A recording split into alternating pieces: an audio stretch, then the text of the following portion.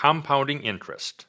You should be familiar with compounding interest in discrete time steps, like compounding interest annually or monthly, though we will not use that model in this lesson. You should be familiar with the standard model for exponential growth and decay. The amount of some quantity present at time t is the initial amount times e to a power, where r is the growth rate and t is time. This model applies when interest is compounded continuously. You should also be familiar with solving exponential equations, including the conversion from exponential form to logarithmic form. In this lesson, we will solve problems involving continuously compounded interest. The notation used in finance is A equals P e to the RT.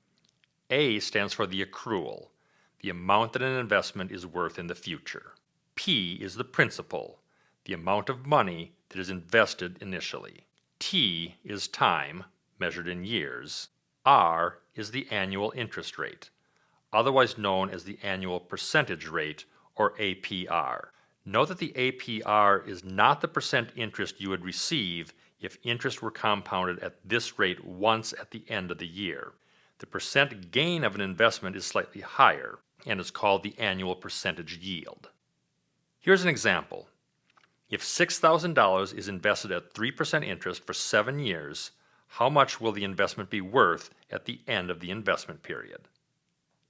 This is a straightforward calculation. The investment will be worth $7,402.06.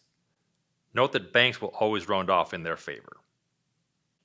Example 2. How much do we need to invest now so that an investment at 5% interest will be worth $25,000 in 3 years? We use the same formula.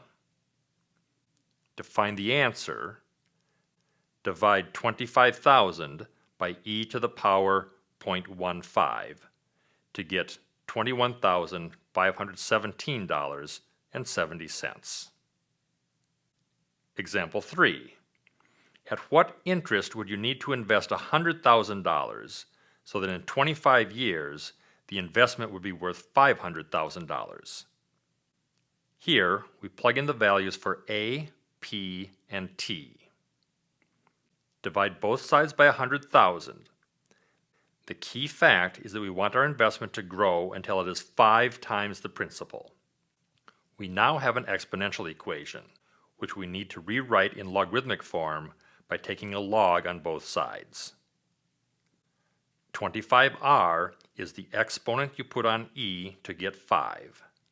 Using a calculator to find the natural log of 5, then dividing by 25 finds the interest rate of 6.44%.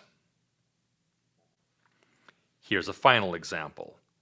How long would you need to invest $3,000 at 4% interest so that at the end of the investment period it would be worth $5,000? Plug in the values for A, P, and R. Divide by 3,000. Rewrite in logarithmic form.